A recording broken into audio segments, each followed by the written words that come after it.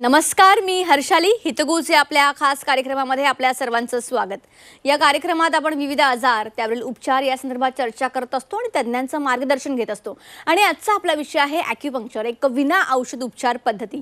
आणि यावर मार्गदर्शन करण्यासाठी आपल्या स्टुडिओमध्ये आलेले आहेत पेन फिजिशियन आणि senior acupuncturist doctor Sachin Purushottam Lohia. Doctor, स्वागत आहे तुमचं। नमस्कार। नमस्कार। डॉक्टर सचिन लोहिया हे ॲलोपॅथी तज्ञ आहेत। 23 वर्षांपासून ॲक्युपंक्चरमध्ये कार्यरत आहेत। त्यांनी चीन येथील बीजिंग डिस्ट्रिक्ट कॉलेज आणि व्हिएतनाम येथील WHO द्वारे ॲक्युपंक्चर कॉलेजमध्ये प्रशिक्षण घेतलेलं आहे। इंडियन अकॅडमी ऑफ ॲक्युपंक्चर सायन्सचे ते सचिव आहेत।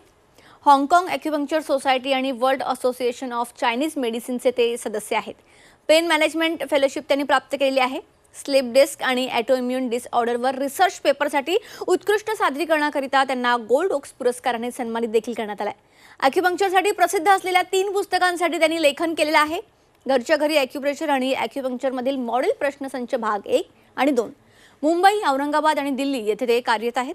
स्लीप डिस्कचे रुग्ण अर्थात जे बेडरेस्टवर आहेत, ज्या रुग्णांमध्ये 5 मिनिटेही उभं राहता न येणं, चालायला न जमणं, हातापायाला मुंग्या येणं, पाय जड होणं, बधीर होणं, पाठदुखी असेल, मानदुखी, चक्कर येणं, जिने चढउतार करणं अशा लक्षणांचा अंतर्भाव असतो। तसेच गुडघेदुखी, फ्रोझन शोल्डर व लकवा, मायग्रेन, न्यूरोपॅथी अशा निरनिराळ्या उपचारांवर मुळांपासून या आजारांवर उपचार करण्यासाठी ॲक्युपंक्चर या शास्त्राचा उपयोग करून डॉक्टर सचिन लोहिया यांनी लाखो रुग्णांवर उपचार केलेले आहेत। तर अनेक रुग्णांचे ऑपरेशन यशस्वीपणे टाळले देखील आहेत। चला तर विषयाला सुरुवात करूयात। तर डॉक्टर, सगळ्यात पहिलाच माझा प्रश्न असा असेल की विना औषध आजार बरे होऊ शकतात? सध्या आता आपण मॉडर्न युगात राहतो, तर ह्याच्यामध्ये सीडचं सीडलेस झालं, वायरचं वायरलेस झालं, तर ड्रगचं ड्रगलेस व्हायला हरकतच नाही आहे। ॲक्युपंक्चरच्या काही बिंदूंवरती अशा लहानग्या निडल्स लावून आपण अनेक आजार दुरुस्त करू शकतो। हा माझा गेल्या 23 वर्षांचा अनुभव आहे। मी स्वतः ॲलोपॅथीचा डॉक्टर आहे, तर मी हा फरक पाहतो की ॲलोपॅथीमध्ये मी प्रॅक्टिस करत होतो त्यावेळेला रुग्ण मला जसे त्याची समस्या सांगेल त्याप्रमाणे मी औषधांची यादी करायचो। शेवटी औषधांच्या यादीवर काही दुष्परिणाम होत असतील त्या औषधांचे, तर ती दुसरी एक यादी, म्हणजे अशी मिळून मोठी यादी तयार व्हायची। तर आणि त्याच्याशिवाय आपण फक्त लक्षणांवरच उपचार करत होतो।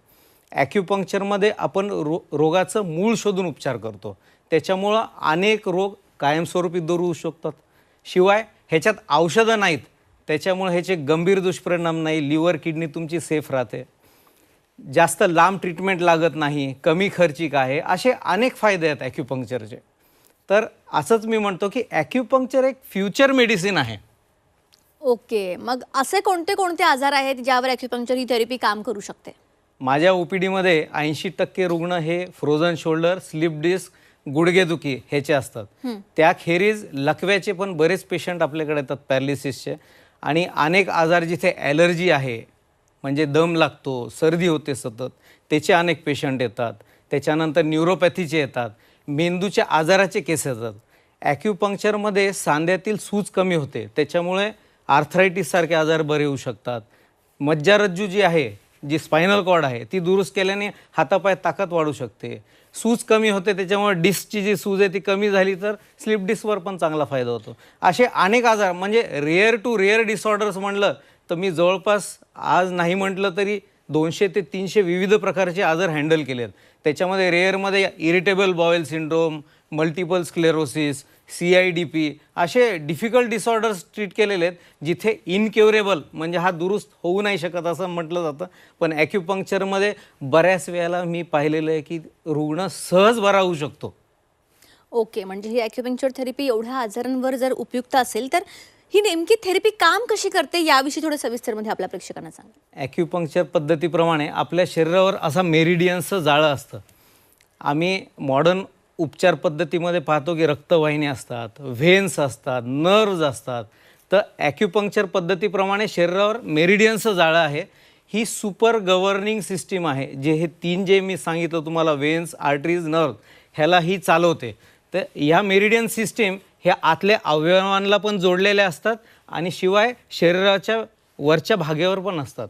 तर समजा हा असा मेरिडियन आहे, हा इथे ब्लॉक झाला ब्लॉक झाला तर काय होईल, इथे सप्लाय जाणार नाही, तर रुग्णाची बोटं कमजोर पडू शकतात, हाताला मुंग्या येऊ शकतात, सुन्नपणा होऊ शकतो. तर ॲक्युपंक्चरच्या अतिशय अशा लहानग्या निडल लावून आपण त्याच्यामध्ये पुन्हा संचार चालू करू शकतो. तर या पद्धतीने आपण त्याच्यात ताकद वाढू शकतो. मेंदूचा भाग आहे, मेंदूचा भाग जो कमजोर होतो पॅरालिसिसमध्ये, त्याला आम्ही इनडायरेक्ट ब्रेन स्टिम्युलेशन देतो. त्या ब्रेन स्टिम्युलेशनमुळे आपण ह्या मेंदूला दुरुस्त केलं तर लकवा देखील बरा होऊ शकतो. मणक्यात इथे स्लिप डिस्क होते, सूज येते, तर तिथे ॲक्युपंक्चर करून त्याची सूज बरी केली तर हा सप्लाय सुरू होऊ शकतो. अर्थात एक निष्णात ॲक्युपंक्चर तज्ज्ञ तुम्हाला आवश्यक आहे, कारण की शेवटी फक्त 8 ते 10 बिंदूंचा संच तुम्ही जर व्यवस्थित तयार केला तर रुग्णाला जास्तीत जास्त लवकरात लवकर याचा फायदा होतो. तर आपल्याला ही निडल्स जी आहेत हे आपल्याला दिसायला सोपं दिसत असेल, पण ह्याची लेंथ किती आहे, ह्याची अँगल कुठली असली पाहिजे. त्याच्यामुळे आमच्या जेवढे सेंटर्सला ॲक्युपंक्चर तज्ज्ञ आहेत, गेल्या 10 ते 15 वर्षांपासून माझ्यासोबत ते काम करत आहेत. त्याच्यामध्ये हे एक्सपर्ट झालेले आहेत. शिवाय आमच्याकडे ॲक्युपंक्चरला जे निडल्स आम्ही वापरतो हे सगळे सुरक्षित आहे. सेफ्टी फर्स्ट हा आमचा पहिला दृष्टिकोन आहे. तर निडल जे आहेत आमच्या नेहमी अशा स्टरलाइज्ड असतात. या निडल्स आपण पाहिल्या तर एकदम फाईन असतात, निडल पॅकिंगमध्ये असतात. ही एक निडल आहे, ही या पद्धतीने टोचत लावली. ओ मी तर तर तेच ही जी विचारणार निडल होते. आहे ही एवढी पातळ आहे बघा, व्यवस्थित ओके. काहीच अडचण येत नाही त्याला. आणि ह्या ज्या निडल आहेत ह्या एवढ्या सूक्ष्म आहेत की एक निडल जी आमची ॲलोपॅथीची असते त्याच्या बोरमध्ये 4-5 निडल आत जातात, एवढ्या पातळ. तर हे मच्छर जसं जावतं अगदी बारीक काहीतरी जाणवतं, पण सगळ्यात महत्त्वाचं आहे जी निवड करायची आहे पॉईंट्सची, ते महत्त्वाचं असतं. ओके, मी तर तेच विचारणार होते की टोचत नाही का, कारण का तुम्ही एवढं इझिली सांगताय की आपण ते हे करतो, आणि नेमके याचे उपचार कसे होतात? उपचार सरळ आणि एकदम सोपे आहेत, सुरक्षित पण आम्ही ठेवलेले आहेत. मी स्वतः ॲलोपॅथीचा तज्ज्ञ आहे, त्याच्यामुळे ज्या वेळेला माझ्याकडे रुग्ण येतो मी दोन्ही दृष्टिकोनातून त्याला पाहतो. त्यांचे जे रिपोर्ट्स आणलेले असतात, आजकाल प्रत्येक रुग्ण जवळपास एवढी तरी फाईल घेऊन येतो, तर त्यांना ते सगळं रिपोर्ट्स आपल्याला कळाले पाहिजे. तर मी ॲलोपॅथीप्रमाणे लक्षात घेतो की ह्याला आजार काय झाला, मला ट्रीटमेंट कुठं केली पाहिजे. ॲक्युपंक्चरप्रमाणे आम्ही नाडीचं परीक्षण करतो, जिभेचं परीक्षण करतो, आणि एक ॲक्युग्राफ म्हणून एक टेक्निक असतं, त्याच्यामध्ये बॉडीवरती जे मेरिडियन्स असतात, हा असा एक ॲक्युग्राफ असतो. आम्ही काही पेशंट्सचा हा ग्राफ काढतो. हा एनर्जी फ्लो जो आहे बॉडीचा त्याचा ग्राफ आहे. शरीरावर काही पॉईंट्स असतात हातावर आणि पायावर, तिथे ECG सारखा एक प्रोब असतो, तो टच करून आपण त्याचे रिडिंग्स काढतो. त्याच्याने कळतं की हे जे चॅनल्स आहेत लंग, लिव्हर, हार्ट, किडनी, ह्याच्यामध्ये किती किती स्ट्रेंथ आहे आणि कुठलं दुरुस्त केलं पाहिजे. ज्या रुग्णांना गंभीर आजार झालेले असतात त्यांना ही तपासणी करतो आपण. गुडघे, कंबरदुखी त्याला करायची आवश्यकता पडत नाही. तर ॲक्युपंक्चरमध्ये मी सांगितल्याप्रमाणे हे मेरिडियन्सची स्ट्रेंथ आपण वाढवतो, जेणेकरून आपण आतले अवयव कमजोर असतील तर त्याला पण आपण दुरुस्त करू शकतो. ओके, पण हे ॲक्युपंक्चरनी ऑपरेशन पण टळू शकतात? आमच्याकडे ऑपरेशन टाळण्यासाठी बरेच पेशंट्स येतात, कारण की ऑपरेशन्स हे रुग्णांना नको असतात. दुसरं औषधं पण हल्ली रुग्णांना नको, कारण की सगळ्यांना माहिती किडनीवर, लिव्हरवर दुष्परिणाम होऊ शकतात. पेन किलर जास्त खायचे नसतात. मग खायचे नसतात तर प्रत्येकाने ऑपरेशनला जायचं का? तर असं नाहीच आहे. तर ॲक्युपंक्चरमध्ये आपण जवळपास मी म्हणू शकतो की 90-95% लोकांचे मी ऑपरेशन इझिली टाळू शकतो. त्यापैकी माझ्याकडं फ्रोझन शोल्डर, स्लिप डिस्क आणि गुडघेदुखी ह्याचे ऑपरेशन टाळायला अनेक रुग्ण येतात. टेनिस एल्बोचं पण ट्रीटमेंट आपल्याकडं होते, टाचदुखीचं पण होतं. हे अस्थिरोगाचे ऑपरेशन, बरेच ऑपरेशन्स आपण टाळतो. ओके, तर सर आता आर्थरायटिसमध्ये कसं होतं की सांधे घासतात, गॅप कमी होतो, तर या आर्थरायटिसवर पण याच्या थ्रू काही उपाय होऊ शकतात? आर्थरायटिस, गुडघेदुखी आता हा लाख मोलाचा विषय झाला आहे, कारण की कमीत कमी 5 लाखाच्या वर खर्च जातोच रिप्लेसमेंटचा. तर ज्या रुग्णांना हा टाळायचा आहे, जेवढे लवकर माझ्याकडे ट्रीटमेंटला येतील तेवढं लवकर दुरुस्ती त्याच्यामध्ये होते. काही काही रुग्णांना अतिशय आश्चर्य वाटतो की आम्हाला रिप्लेसमेंट सांगितलं आहे आणि एवढ्या लवकर बरा कसा झाला. तर माझ्याकडे एक दादरला पेशंट होती, ती 10 वर्ष आधी माझ्याकडे ट्रीटमेंट घेतली होती आणि 10 वर्षानंतर दुसऱ्याच कारणासाठी म्हणजे कंबरदुखीसाठी माझ्याकडे ट्रीटमेंट आली. म्हणजे 10 वर्षामध्ये त्या लेडीला पुन्हा गुडघेदुखी झालेली नाही. तर ॲक्युपंक्चर लॉंग लास्टिंग आहे का ह्याचं पण उत्तर मी तुम्हाला दिलं. गुडघेदुखीचे ग्रेड्स असतात, ग्रेड 1, ग्रेड 2, ग्रेड 3. 2 हाडांच्या मधली जागा कमी होत असते आणि आतली खुर्च्या घासत असते आणि तिला सूज येते. ॲक्युपंक्चरने ती सूज आपण सहज कमी करू शकतो. शिवाय जसं मी तुम्हाला म्हणतोय ॲक्युपंक्चर गुडघेदुखी म्हणजे गुडघ्यालाच सगळे निडल्स लावायचं असं नसतं. त्याच्यात जे पॉईंट्सचं विश्लेषण आहे ते महत्त्वाचं आहे. ज्या वेळेला कमी वयात गुडघेदुखी होते, त्याच्यात वात प्रकृती असेल तर वाताप्रमाणे वेगळे पॉईंट्स असतात. तुमची प्रतिकारशक्ती वाढवायला गेला पाहिजे. शिवाय जर लेडीज असतील कमी 35-40 वयोगटात सुरू झाला तर हॉर्मोन्समध्ये बदल असू शकतात. तर ते पॉईंट्स घ्यायला पाहिजे. जिथं दुखतं आणि तिथं ॲक्युपंक्चर तिथं सुया लावा असं नसतं. त्याच्यामुळं एक निष्णात ॲक्युपंक्चर तज्ज्ञ तुमचे बरोबर बिंदू शोधून त्याप्रमाणे ट्रीटमेंट करेल. ओके. आणि सर आता स्लिप डिस्कचे जे रुग्ण असतात त्यांच्यासाठी ही थेरपी उपयोगी आहे किंवा त्यांना याच्यामुळे काही रिलीफ मिळू शकतो? स्लिप डिस्कचे ऑपरेशन टाळण्यासाठी पण माझ्याकडं आजपर्यंत लाखो रुग्ण येऊन गेलेले आहेत. आणि मला सांगायला आनंदही होतो आणि प्रेक्षकांना आश्चर्य वाटेल की ज्या वेळेला एवढं गंभीर तुम्हाला समजवलं जातं की हे 2-4 मणक्यात नस दबलेली आहे, त्याला ऑपरेशन करावं लागेल, नेलिंग प्लेटिंग करावे लागेल, हे सगळं ज्या वेळेला सांगितलं असतं त्यावेळेला अशा रुग्णांना अगदी 2-4 दिवसातच ज्या वेळेला आराम पडतो त्यावेळेला त्यांनाही अगदी आश्चर्य वाटतं. आत्ताच माझ्याकडे ठाण्याला केस होती. अगदी त्यांना ऑपरेशन सांगितलेलं L2 L3 L3 L4 L4 L5 L5 S1 सगळीकडे स्लिप डिस्क आणि त्यांना सांगितलं गंभीर आहे, लवकरात लवकर ऑपरेशन करा. ॲक्युपंक्चर हे ऑपरेशनसारखंच आहे, फक्त त्याच्यामध्ये आपण कट करत नाही. ते लहानग्या ज्या निडल्स आहेत त्या डिशच्या लेवलला लावून आपण म्हणू शकतो की तिथली सूज कमी होते.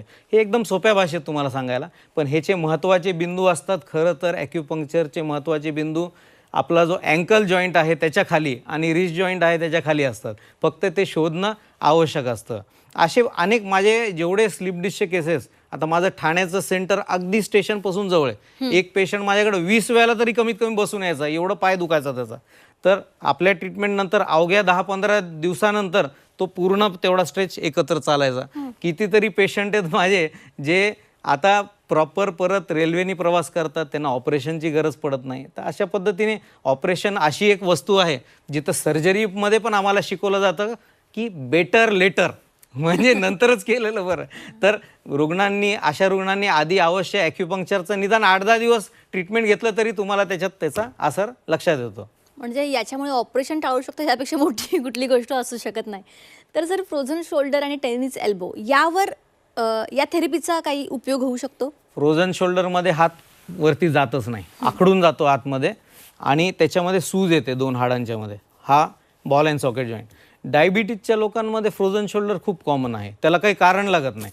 आणि मुंबईमध्ये तर रेल्वे हा कारण आहे, कारण की धावत धावत पळत जोरात धरतात आणि चढतात, तर झटका बसतो हाताला आणि त्याच्यामुळे फ्रोझन शोल्डर होतं. तर ह्या 2 हाडांच्या मधली जी सूज आहे ती ॲक्युपंक्चरने बरीच कमी होते. जे सुरुवातीला केसेस येतात आमच्याकडे फ्रेश, त्यावेळेला ती जी सूज असते ती जास्त खोल नसते. त्यावेळेला आम्ही फक्त कपिंग म्हणजे रक्तमोक्षण करतो आम्ही. आमच्याकडं मी तुम्हाला सांगितल्याप्रमाणे सेफ्टी फर्स्ट हा दृष्टिकोन आहे. कप्स पण जे असतात त्याला रक्त लागत असतो, त्याच्यामुळे प्रत्येक पेशंटला आम्ही सेपरेट डिस्पोजेबलच देत असतो. तर ते कप्स लावून आम्ही एक्सटेन्सिव्ह कपिंग करतो, लगेच पेन कमी करून देतो. जुना केस झाल्यानंतर थोडंसं हात जो वर जात नाही त्याला वेळ लागतो हात पूर्ण वर जायला. आता माझ्याकडे लेटेस्टमध्ये एक केस होती, ती पण साधारण 3-4 वर्षानंतर माझ्याकडे आली. मला म्हणली, डॉक्टर तुम्ही मला 4 वर्षाआधी फ्रोझन शोल्डरसाठी 2 सुया लावल्या होत्या पायात आणि माझा हात पूर्ण वर गेला. ही फ्रेश केसेसमध्ये एवढी जादूप्रमाणे काम करतं.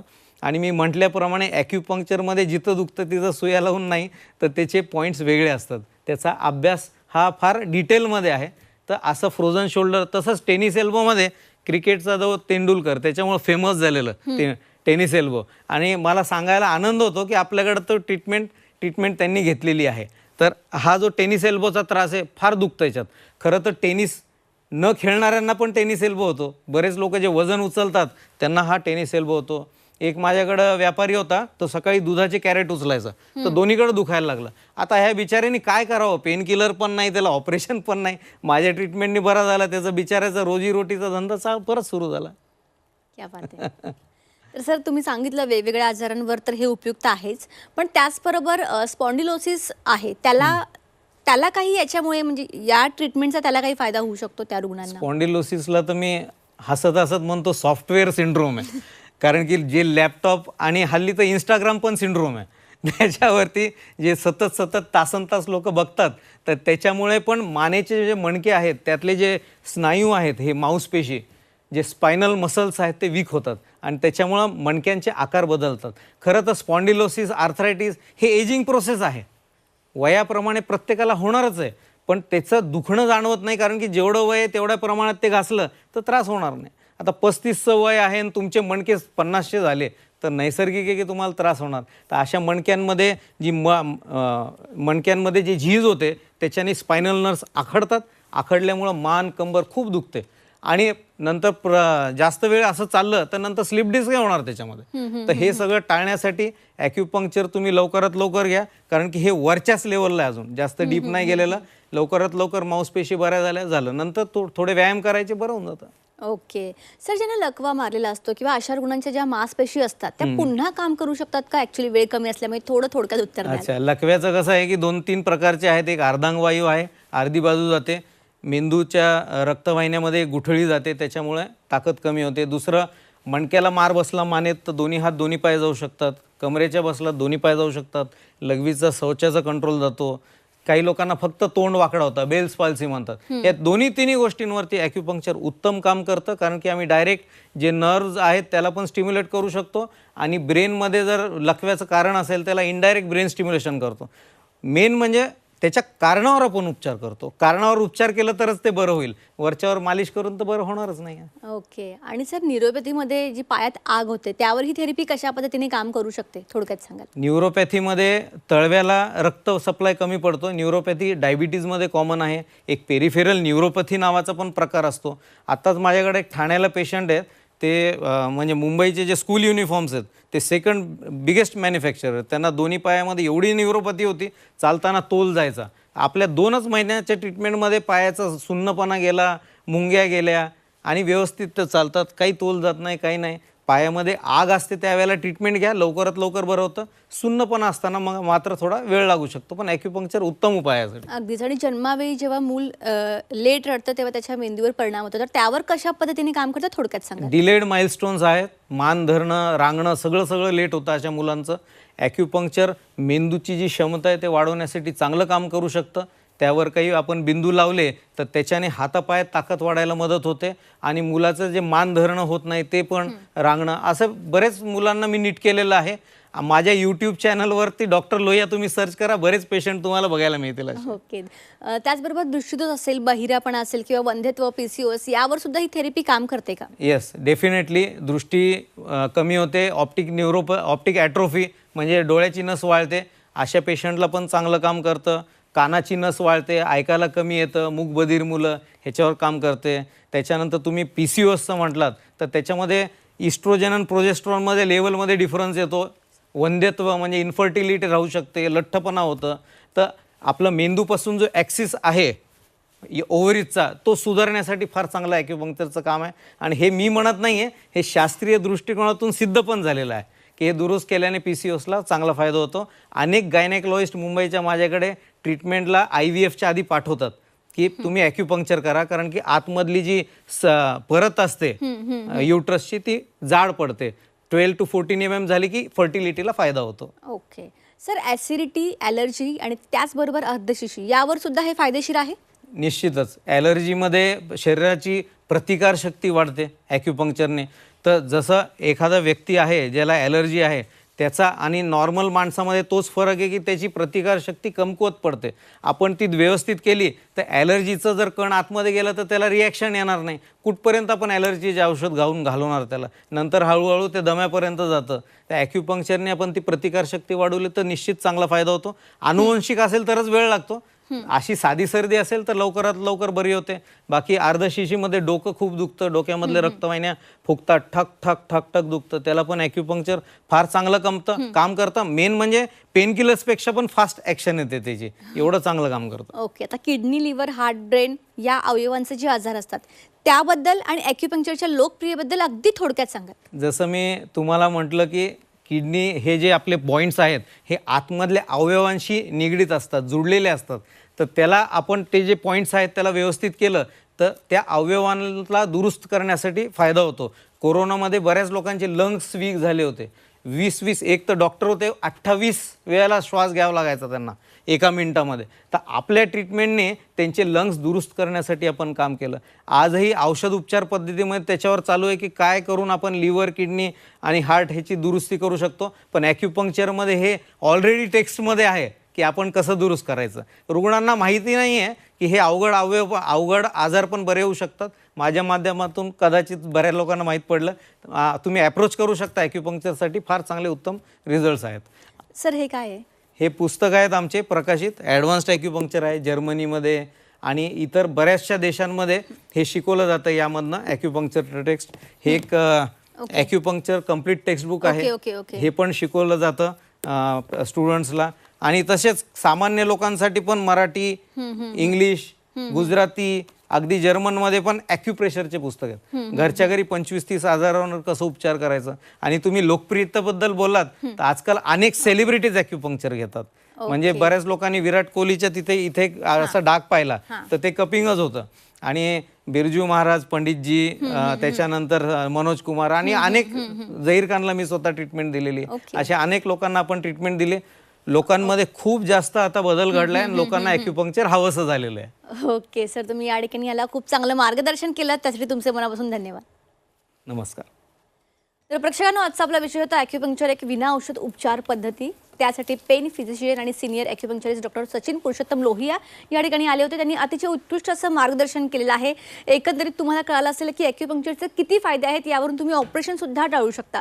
तर या पद्धतीने ट्रीटमेंट करायची असेल तर तुम्हाला स्क्रीनवर जे नंबर दिसत आहेत त्याद्वारे तुम्ही यांच्याशी संपर्क साधू शकता. कार्यक्रमात आता वेळ झाली आहे इथेच थांबण्याची. ताज्या बातम्यांकरिता पाहत राहा झी 24 तास.